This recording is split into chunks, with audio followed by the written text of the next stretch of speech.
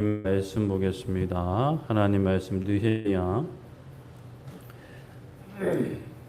13장 15절부터 18절까지 느헤미야 13장 15절부터 18절까지 느헤미야 13장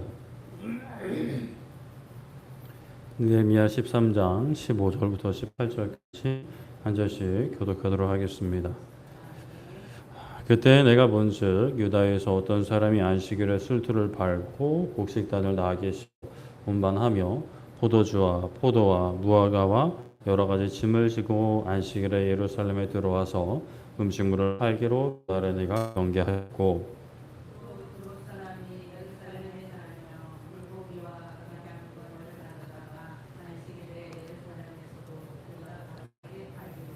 내가 유다의 모든 기인들을 꾸짖어 그들에게 이르기를 너희가 어찌 악을 행하여 안식일을 범하느냐 너희 조상들이 이같이 행하지 아니하였느냐 그래서 우리 하나님이 이 모든 재앙을 우리와 이 성읍에 내리신 것이 아니냐 그럼에도 불구하고 너희가 안식일을 범하여 진노가 이스라엘에게 더욱 심하게 임하도록 하는도다 하고 아멘. 네, 오늘은 반복되는 은혜라는 제목으로 말씀을 나누고자 합니다.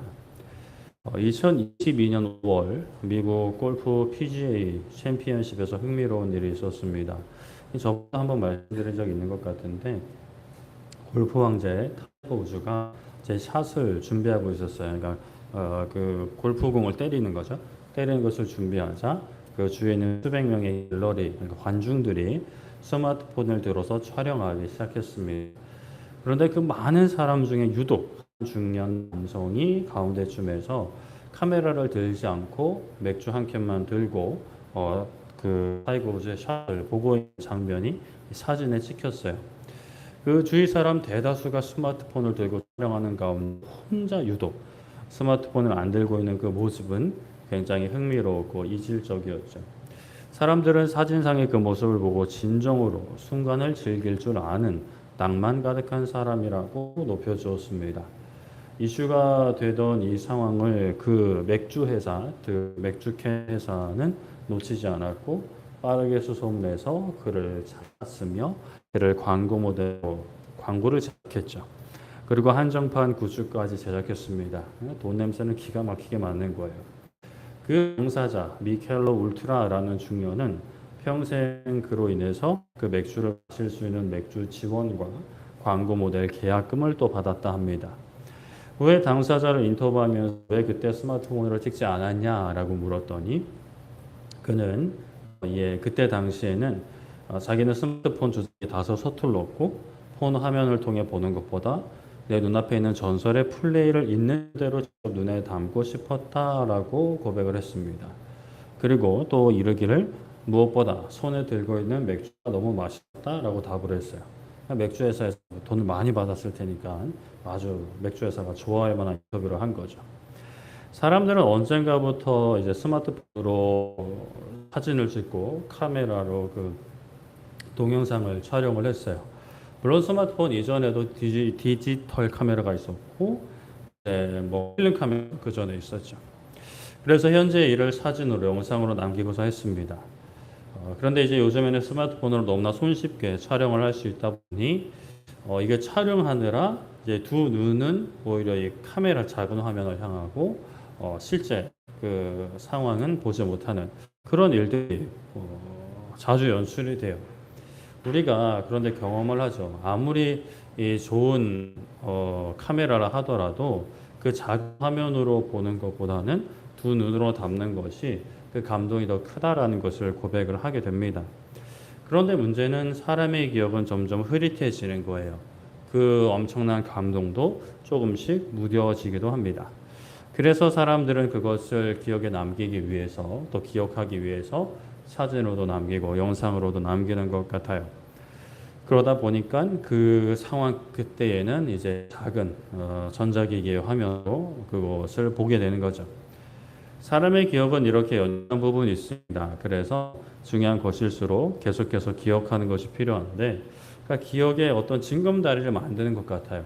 기억이 그냥 가만히 냅두면 저번 음식이 흐려지니까 그 기억을 다시 한번 되살릴 수 있는 징검다리를 퐁당퐁당퐁당 이렇게 만드는 거죠. 그래서 그 기억을 더 끝까지 오랫동안 이제 유지하고자 합니다. 하나님께서 우리에게 주신 안식일, 오늘날은 주일인데 이렇게 안식일과 주일을 주신 것도 이런 의미가 있어요. 계속해서 기억하게 하시는 거예요. 물론 1년에 한 번씩 있는 부활절이든 뭐 성탄절이든 또 소중한 절기들이 있지만 매주 구별하여 드리는 이 안식일, 이 주일을 통해서 우리는 우리의 삶의 정체성을 붙들고 하나님을 향한 신앙을 고백하게 됩니다.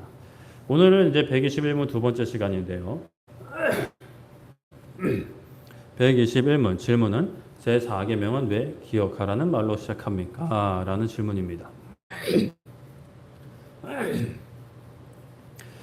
저번 주는 이제 1번부터 4번까지 그 다 살펴봤는데요.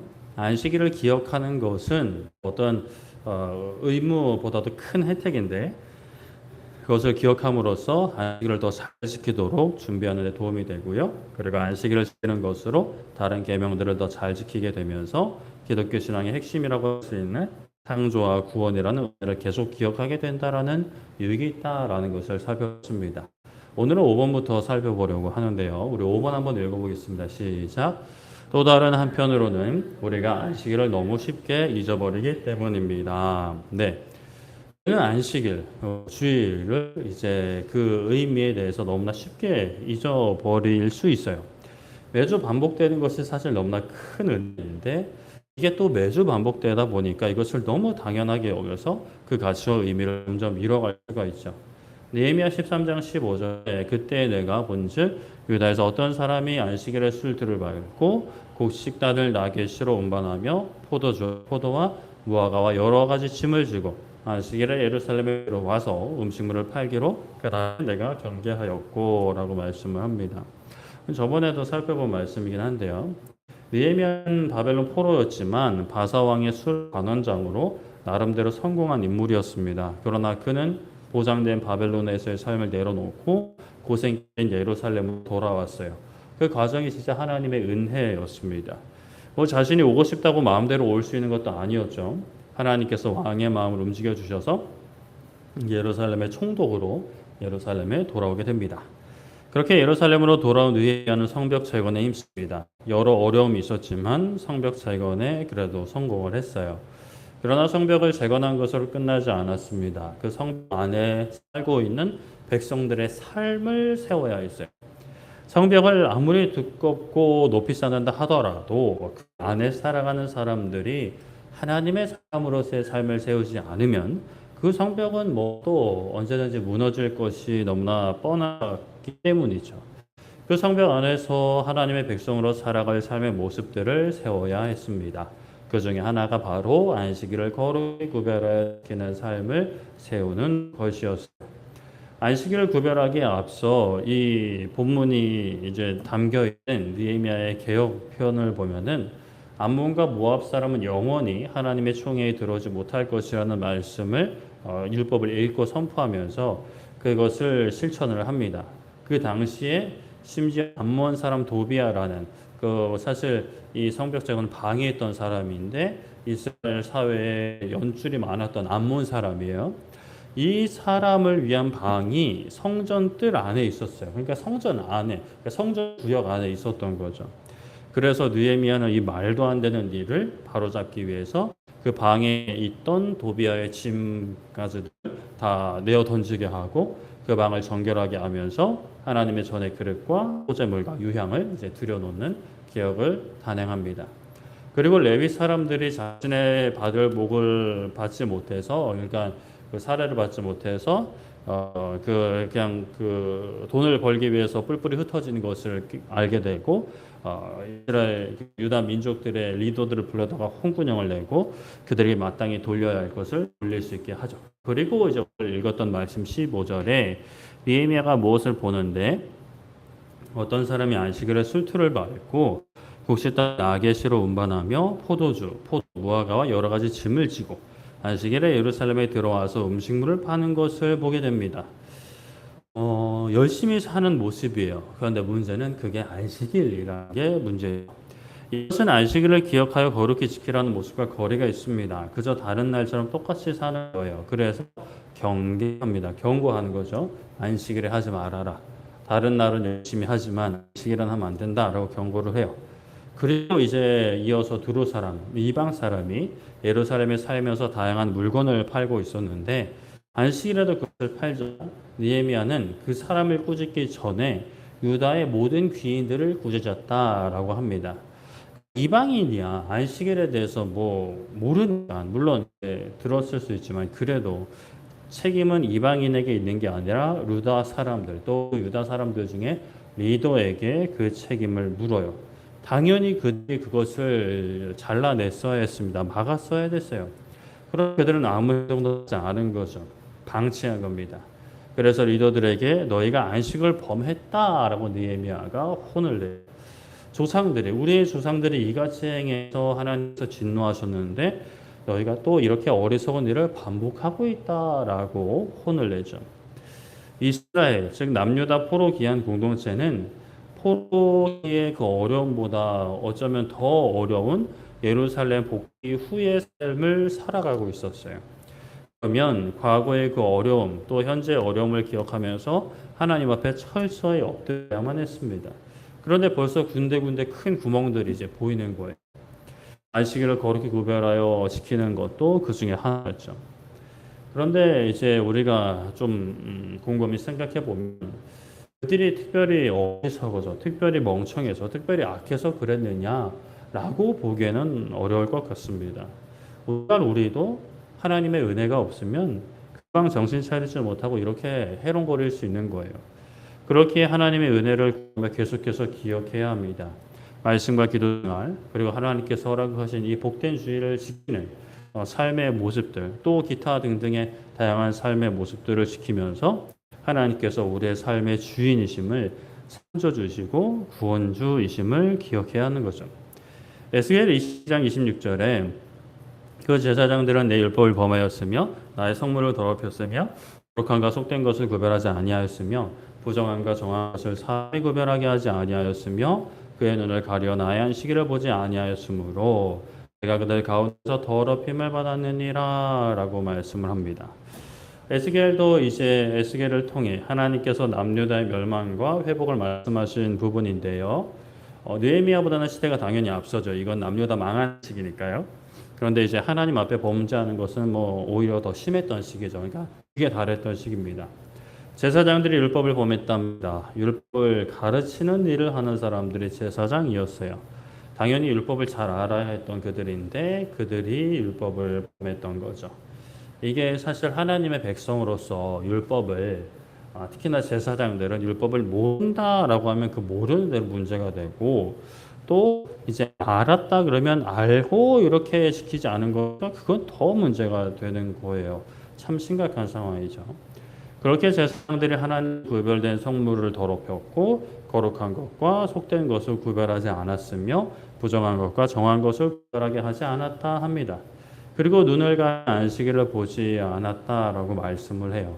하나님은 이러한 그들의 행태를 내가 그들 가운데 더럽힘을 받았다라고 말씀을 하십니다. 하나님을 더럽혔다라는 거예요. 자기 자신에게 구속물을 끼얹은 게 아니라 하나님께 끼얹어 버린 거죠.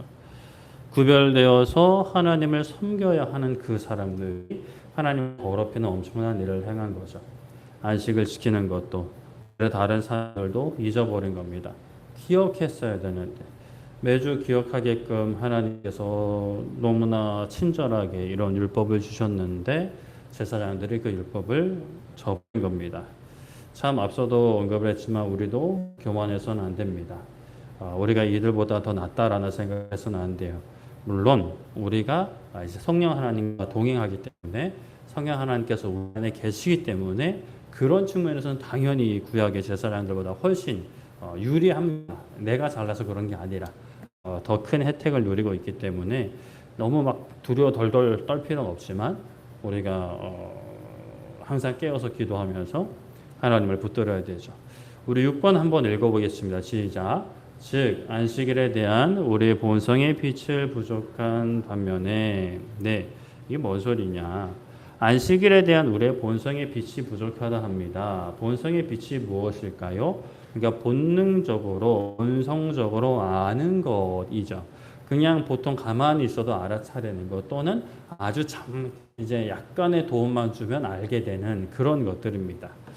우리가 뭐 밥을 먹거나 또 뭐 생존을 위해서 필요한 것 그리고 그것과 관련해서 하지 말아야 될 것들이 있죠. 사람을 때리거나 괴롭히는 것은 그래도 본성적으로 악하다라는 것을 어느 정도는 희미하지만 알고 있는 것 같아요. 물론 어린 아이들을 보면 이런 부분이 전혀 없는 것 같은 아이들도 있긴 한데 그래도 희미하게는 알고 있다라고 할 수 있을 것 같습니다. 그 정도가 사람마다 다를 수 있지만요. 그런데 이제 안식일을 지킨다라는 것은 본성적으로 알기는 어려운 것이에요. 물론 사람이 이제 본성적으로 휴식이 필요해요. 근데 그 휴식을 7일에 한 번씩 하는 것은 이제 본성적으로 알기는 어려운 거죠. 교육이 필요합니다. 느헤미야 9장 14절에 거룩한 안식일을 그들에게 알리시며 주의 종 모세를 통하여 계명과 율례와 율법을 그들에게 명령하시고 라고 말씀을 하죠. 이 부분은 백성들이 모여서 하나님 앞에 회개하는 부분입니다. 특별히 회개에 앞서 과거에 하나님께서 이스라엘 백성들을 행하셨던 일을 회상하며 언급하는 부분인데요.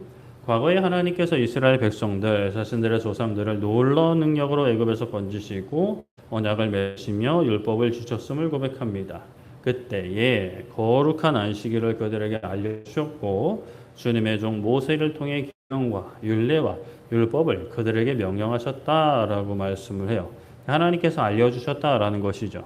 스스로 깨달을 수 없으니 알려주셨습니다. 그렇게 배웠습니다.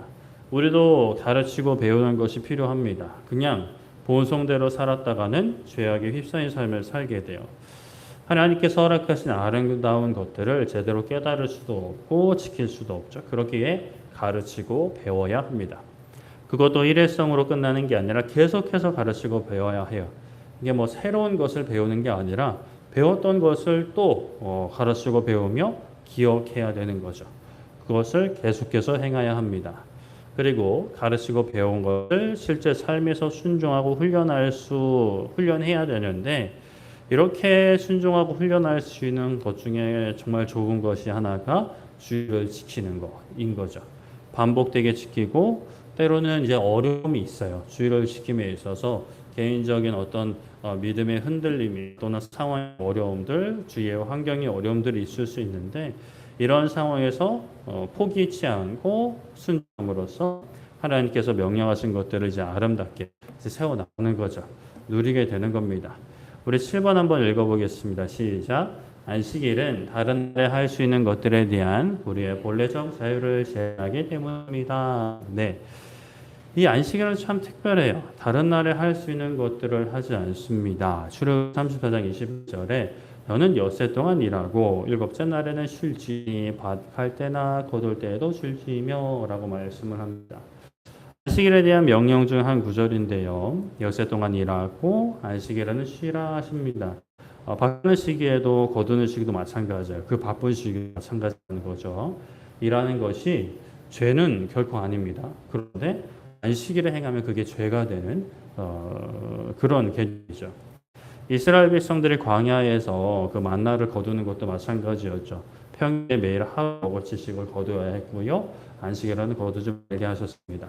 다른 날에는 당연히 해야 되는 일, 해도 되는 일, 안식일에는 금지된 것들이 있어요. 그러니 기억하지 않으면, 정신 차리지 않으면 안식일에 그냥 무심코 행하는 거예요. 왜? 평일날 해도 되는 것이고 또 해야 하는 일이니까 내일이 안식일이라는 것, 내일이 안식일이라는 것, 일주일에 한 번 안식일이 있다는 것을 기억하지 않으면 그것을 이제 범할 수 있는 거죠.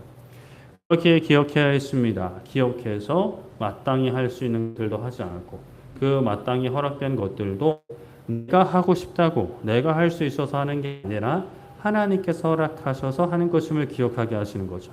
그러니까 일상 가운데 여기 말씀에서 이제 열 동안 일하는 것도 우리는 뭐 주 5일 일하긴 하지만 그렇게 일하는 것도 이게 그냥 당연한 게 아니라는 거예요. 하나님이 허락하셔야 일한다라는 것을 멈춤을 통해 고백하는 거죠. 멈춰라라고 하신 것이 하나님이신 것처럼 일하게 하게 하신 것도 하나님이심을 고백하는 거예요. 그렇기에 모든 것이 당연한 것이 없고 하나님의 은혜, 월요일부터 토요일까지 다 하나님의 은혜입니다라고 고백을 하게 됩니다. 세상에는 어떤 기억이 있느냐에 따라서 아픈 기억도 있고 또 기쁜 기억, 행복한 기억도 있는 것 같아요.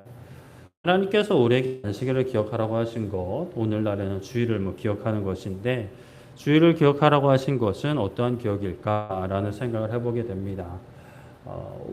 당연히 행복한 기억인데 그것이 오늘날 우리에게 제대로 누려지지 못할 수도 있어요.